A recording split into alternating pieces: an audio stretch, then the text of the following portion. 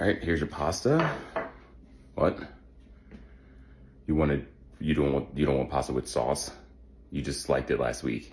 The youngest is sitting there just staring at this thing like it's slugs in a bowl, and he was like, and it's like, it's just noodles and cheese. I'm like, dude, it's pasta. You eat pasta every day. He's like, I don't know what that is, and I just don't like it.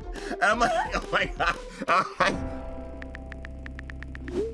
Hi, everyone, and welcome back to another episode. Before we get started here, I want to show you this video. I remember, before I became a mom, I imagined dinner with the family every night, right? All of us sitting together at the table, the napkins on your lap, you have your knife and your fork, and everybody's just eating this delicious meal that I cooked because we'd never order takeout.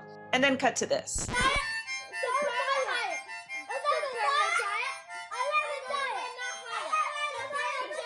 It's just a typical night at my house. We did order takeout that night. I do cook a lot, but sometimes you just have to order some burger and fries. And I always said I would never let my kids sing at the table, right? Or chaos happen at the table. Now we've got harmonicas, we've got dancing. I mean, if that video played on and on, kids are lifting up their shirts. I don't know to who, to me. I've seen that before, right? Like, what are you showing me at this point? But just madness. And it's funny when my mom comes to visit and she's there to experience this madness, because dinner was so different when I was a kid. It was calm, it was quiet. You ate your meal, you cleaned up after dinner. It's just so funny, and I just look at it like my kids are having so much fun, and if they look back at dinner time as a fun time, I mean, look at the joy, look at the happiness, look at the laughter. Those are the memories that those kids are gonna have. And as long as you're all together, I mean, sometimes you just gotta let the rules of dinner time go away. So on with the show. That's exactly what we're going to talk about. The parent you thought you would be, then you have kids, and now the parent you are, right? I think sometimes we have this goal in our life to be this perfect parent, and to be perfect, you have to do this. Who says that that's the case, right? So our guest on this episode talks about exactly that. His videos are absolutely hilarious. I mean, he just makes parenting so relatable. Listen, my kids will never do that. You want to eat the yellow snow, huh? You want to eat it? Go ahead, eat the yellow snow. I'll bring it to you in a snow cone. Just stop screaming. He also works his wife into some of his sketches, and sometimes that doesn't go so well. What's that? The dishwasher's not working? Oh, well, you look fine to me. My guest today is Dave Ogleton. Most likely you know him better as FitDadCEO on TikTok and Instagram. He has 6 kids ranging from 16 all the way down to 4. He lives in Philly with his wife and all those kids. Dave, I'm so happy to chat with you today. Thanks so much for joining us. I mean, you've got the extreme of kids. You're dealing with the teenage years, you're still dealing with the toddler years. What is like a typical day in the life of you like? It's like basically like non-stop is what it is. I mean, like the time that they're in school is pretty lax, but like even just that in general is like, we're getting a call from my son like last week. He decided to text Jackie in the middle of the day, and he was like, hey, I ruined my clothes in gym. And I'm like, what do you mean? And I'm like, why are you texting us at 10:30 in the morning? How'd you even get your phone? Something is always popping up when you have 6 kids. Like something is always like coming up where you have to like drop what you're doing, I feels like. Yeah. So it can be chaotic at times, but it's a good thing because it really does just give me like tons of inspiration and ideas and content constantly. Which age do you find gives you the most fodder? Our 8-year-old is just like, that girl, she's either going to be like the greatest criminal mastermind in the world, or she's going to be like the president. I have no idea. But she's definitely the one who definitely, actually I can't even say that. Our youngest, definitely. I'm glad he's the last, because if he was the first, we wouldn't have had any more kids. Yeah. How has your parenting style changed as you had more and more kids? Because I know like my third can get away with anything, and I will give in to him just to shut him up. with each one, I think like if there was like a meter of like patience, it would just be like a non-existent at this point. And by the time like we got to the youngest, we were just like, oh, he's gonna be like the because our second youngest, she was like an angel, like she was perfect. She would wake up from a nap and clouds are surrounding her head and birds are chirping, and she would just smile. He wakes up and it's like a thunderstorm and hail and like you know you just like expect the worst. And so it's the parenting style is a little different definitely with each one of them, Yeah. but it also has to be like somewhat consistent as well with all of them too, or they're just gonna like run over us. There's only two of us and they outnumber us like by like three times the amount, but yeah. So they could easily take us out if they wanted to, but yeah, so definitely the youngest gets away with a lot, way more than the older ones do. I love that nap wake up. You know, I listen for the footsteps and I try to judge what mood they're in based on the footsteps, and you never know until he turns the corner like what we're waking up to here, because he's either like super happy or just like crying for no reason, just to cry because he's miserable over, you know, God knows what. Like I don't know. Our youngest woke up yesterday. He fell asleep when he got home from preschool, and he passed out on the couch. And I go in to go check on him. Our oldest son was home, and he comes in and he goes, "Oh, Preston's not happy." He's like apparently he's not happy that we have company over. And I was like, "What? Why is he mad about that?" And like that's like the most random thing. And then he comes in, tears down his face, and he's like, I don't want them here. And I was like, why? They weren't doing anything to you. And I'm just like, and then 2 seconds later, you just distract him with something, and he's just running around, happy as a clam. He's good to go. I don't want them here. You want to like cover their ears. It's like, it's not you, it's him. Yeah, it's him. But I'm telling our neighbor this, and I'm like, he apparently didn't want your kids here. I have no idea why. And she was like, hey, you know, he just had a bad nap. I don't know. I'm not sure. It is funny, those dynamics with other kids. Like I find we'll be out on the park and it's like a friend of his from school who he has had play dates with. And then we're on the, like at the park, and I'm like, why don't you go play with him? And he's like, and I'm like, well, why not? Like his dad is standing right there waiting for you to come over. Like they're waiting to play soccer for when you go there, hanging onto my leg. Like, I'm like, use words. Like what could possibly be the problem? See, well, so that's that part right that you're talking about too with the clinging. He doesn't do that to me. He does it to Jackie, and it infuriates me. And it doesn't infuriate me because it's happening to me. It's because I'm literally like, Preston, get off of her. Like I was like get like literally like she and it's funny because Jackie like loves kids, and like with each one of them they've always come to her for like everything. They just because they know I'm gonna be like no, but they go to her for like everything. And like the youngest, I feel like he's taken everything that they have and just embodied it into just wrapping his arms around her leg and like never letting it go. As a parent, there's so much to complain about, right? Like every day there's just something. Like I don't think I've put the kids to bed at night and like walked out of the room with a smile on my face. Like it's always like, oh my God, what just happened? Sounds like everyone has like the same kids. It's great. Right? And that's what makes it so relatable. But, you know, there's also people out there who, well, like, stop complaining. This is your job, right? You're a parent. You shouldn't have done it if you didn't like. But I think complaining is part of the joy of parenting. Like, how do you take those negative comments?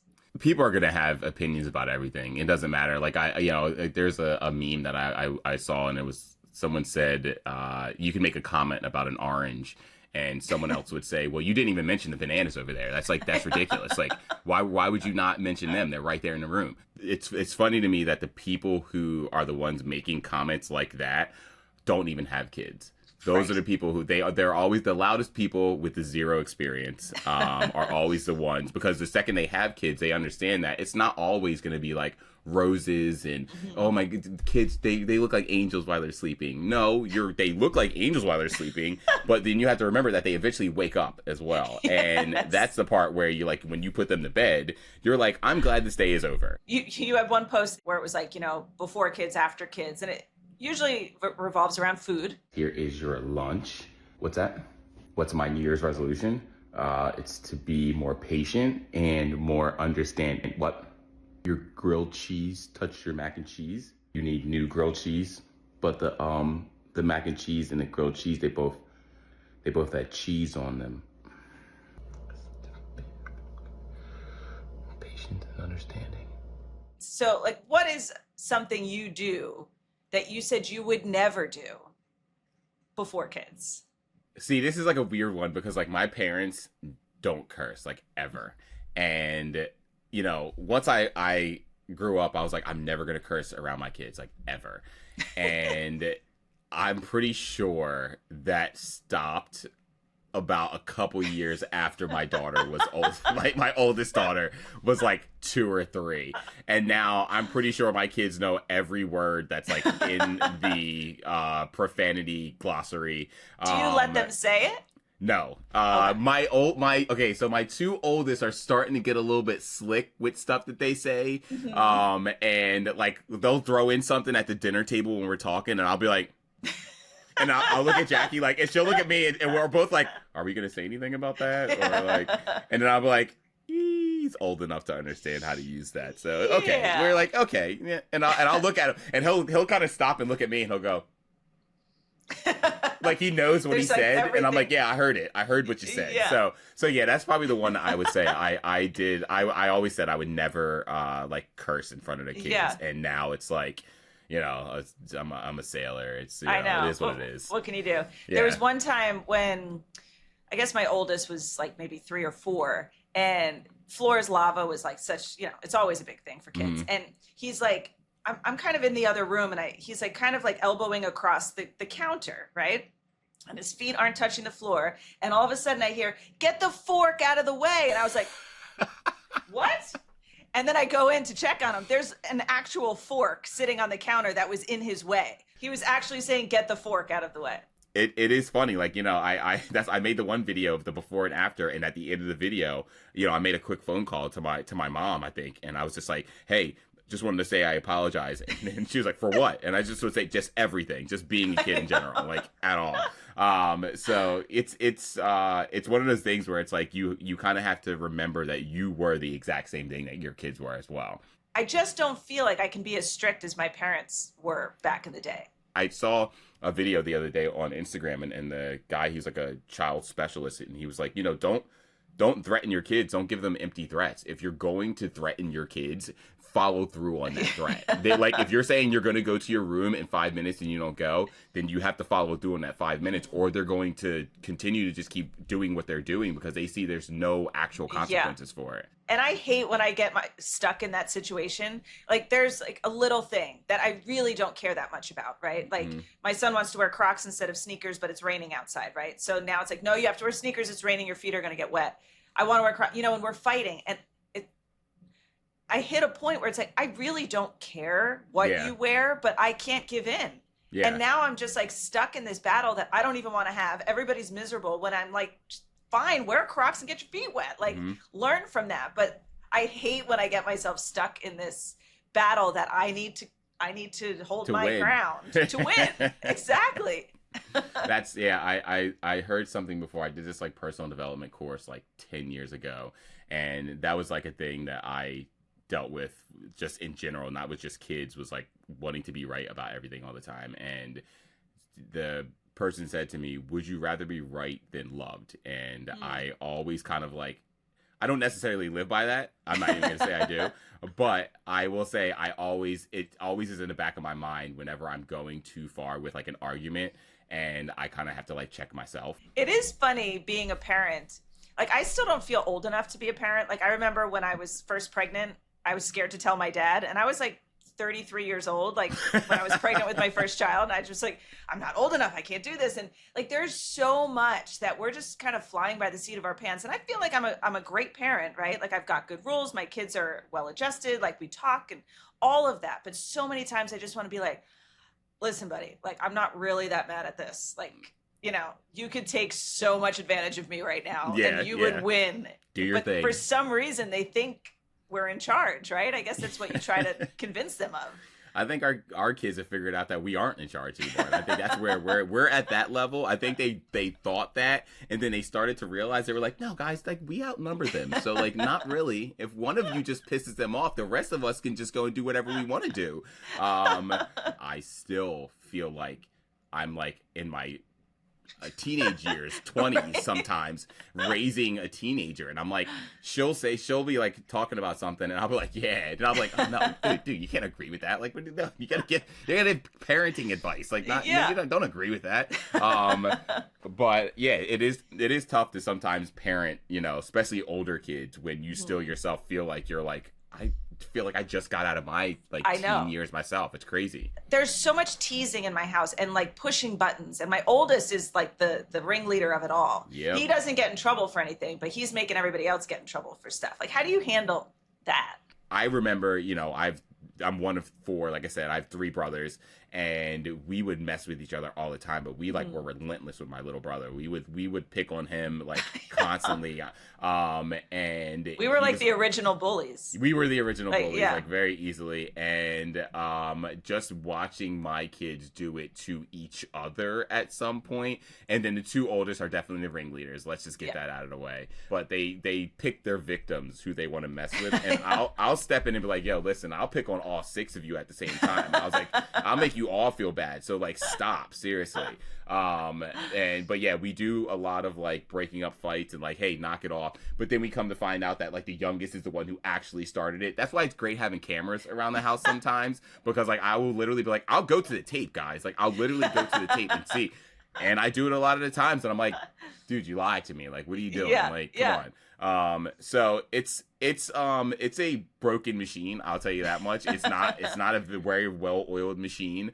But we just make it work every day, and they're all still alive. So there's also not a lot of dads who do what you do, right? There's a lot of moms out there producing content and parenting and all that kind of stuff. Do you feel like you're a voice for dads, like a voice that dads can turn and relate to? I don't think so. I mean, I think if anything, I'm probably, I don't. I said this, a couple days ago. I don't ever want to be a voice for dads, but I do love that there's like this community where other dads can talk, and we could talk to each other about like our frustrations. And so if anything, I'm like a soundboard more than a voice, and I'm like totally fine with that. I'm like, hey, I'm just trying not to screw my own kids up. I'm not giving you advice on how not to screw yours up, okay? Of course.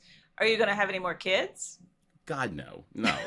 I mean, we're already past, say God no after 6 kids. Yeah, it's like our plan was like, when we had our oldest, we were like, we're such young parents. We're gonna be like in our like early 40s by the time like she's like out of high school. And then we had our son, and we were like, okay, so we'll still be in our early 40s, but and then now it's like, okay, whatever, just make sure one of them is like rich so they can put us in like a retirement home or something. Like, right, you gotta think of another method here. I remember when people were asking, because I have 3 boys, are you gonna try for a girl? And I said, my luck, I'd have twin boys. If I tried for a girl, like, it would just never work. But part of the reason why I didn't want to have any more kids was because I was just so sick of that like 1-year-old, 2-year-old phase, because you're so stuck at home. And it's like, sounds good in theory, like, oh, you could travel with the kid, just put them in a carrier and it'll be great, but it's like, no, I want to go to Universal or Disneyland. Like, I want to travel, like, I want to have experiences for the 8-year-old and the 5-year-old, and not always have like a baby around. One of my favorite things that people love to say is like, just cherish this time. Cherish this.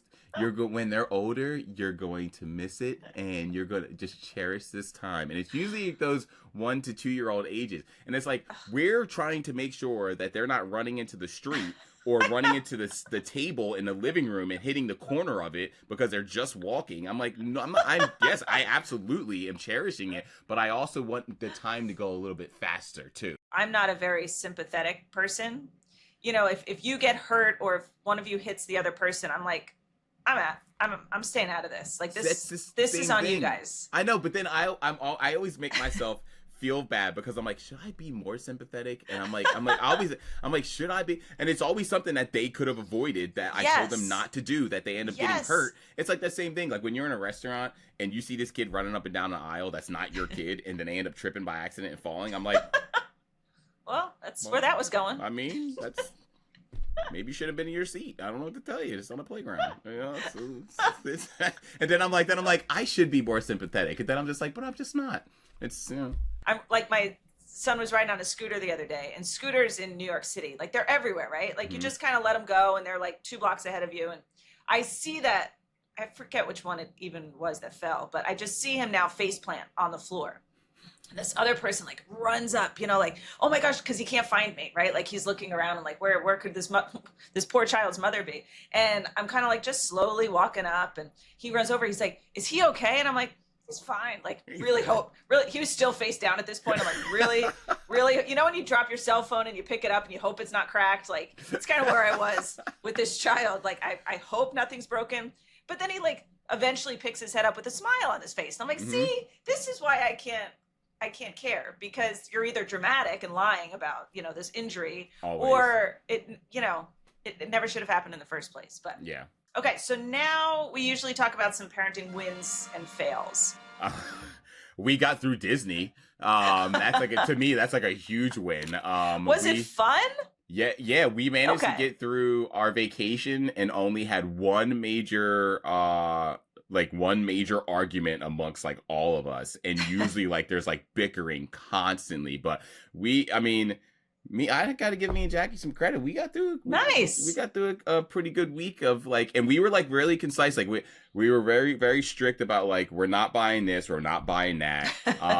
Did you stick to that? We stuck to it. We were good with it. And we've been there a few times already, and it's like every time we go, we end up having to buy a suitcase just to carry back the stuff that we buy for them. And then this time we were just like, no, you can get like one or two things, and then like that's it. I'm like, we're not getting anything more than that. And well, they got this, and theirs equal this amount of money, and how come I can't? And I'm like, how do you even know how much that costs? I'm like, how are you even adding that up? I'm like, you barely know math. All right, so since you did a win for Disney, I'll do the fail. When I went to Disney, I took my youngest, I took all three. My mom was coming to help, right? And we had plenty of adults around. So then we're all in the hotel, right? Like it's been a day. We're all like hot. Everybody's just like irritated with each other. The other two want to go in the pool.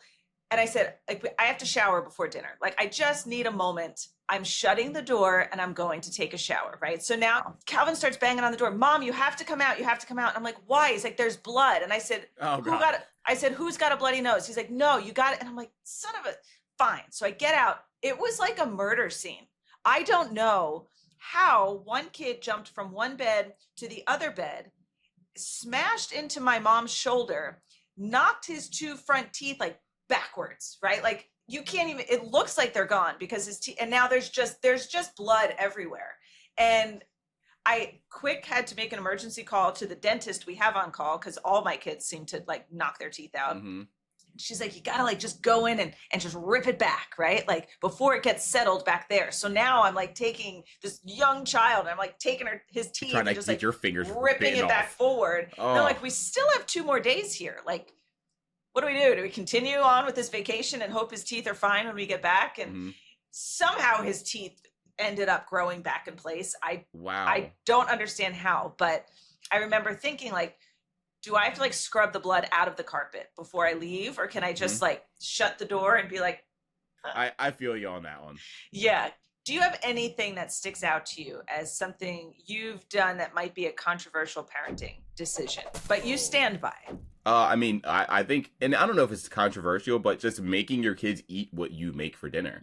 And a lot of people are just like, well, you should, there's so many families that I know that literally cater to each kid and what they want. And I'm like, guys, this is not Applebee's. Like we are going to make a dinner. And if you don't like it, you don't eat. That is what it is. You can go find, and we always think you can go find something else that you can make, because Jackie, and it really is like what it is. And I'm like, even down to like the youngest, we're like, we're not going to make you a grilled cheese just because you don't like the chicken, broccoli, and rice that we made for you. Like that, it's a healthy It's my go-to, by the way, is chicken, broccoli, and rice. It's so easy, yeah. And like Jackie does the majority of the cooking for dinner. So like, it's annoying when like she'll spend time making a dinner, and like, our kids' palates are apparently so refined that they know they're not going to like the food before they even eat it.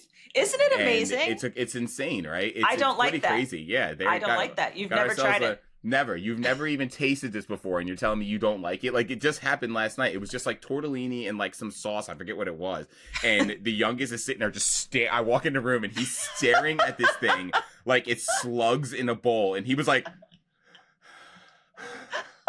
And it's like, it's just noodles and cheese. I'm like, dude, it's pasta. You eat pasta every day. And he's just, I don't even like this. And I'm like, oh my God. We're trying our best not to laugh. And I'm just like, he's like, I don't know what that is, and I just don't like it. And I'm like, okay, well, you can choose to eat it or not. And if you don't want it, see, I'm getting myself worked up right now. And it's like, why? But it's like, you can either eat it now or you can be hungry. It's totally up to you. And I'm like, you already didn't eat your lunch earlier today. Right. So it's like, do you want to be even more hungry? And I'll tell them, like, they won't eat it and they'll be like, can I get a snack? No. Oh, the snack. I can't. No, absolutely I can't handle the snack. No. My kids have started saying, they have a bellyache. And I'm like, a bellyache does not get you out of eating, right? Like, if you have a bellyache, you can still eat and still have the bellyache afterwards, right? But you need to eat this. And then I've so often said, this is the last chance to eat food today. Okay. And we eat early. We eat at like 5 o'clock. I'm like, you are not getting any more food today if you don't eat this. So is that what we're doing? Right. Like, but then, when they ask for a banana later, I can't really fight. It's a banana. I don't have to make that. I don't have to start the stove for it. Go ahead. Like a yogurt pouch. Like I could take, that's kind of healthy. Yeah. So they know the jig is up, but yeah, they figured you out. Yeah, they certainly have.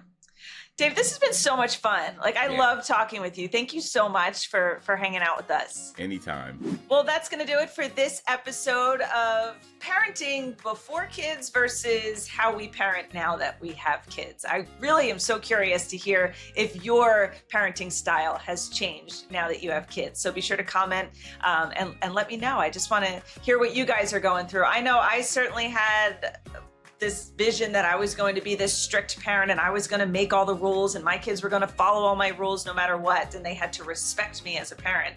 But now that I have those 3 little kids, I let them dictate a few things now and then. Trust your gut. Just go with it. You know best. You're their parent, and your kid is going to trust you no matter what. So don't forget to like and subscribe. We are going to drop a new episode every week, and be sure to comment below or message me at Dylan Dreyer NBC, and be sure to follow Today Parents for more parenting content. Have a good one. Bye-bye.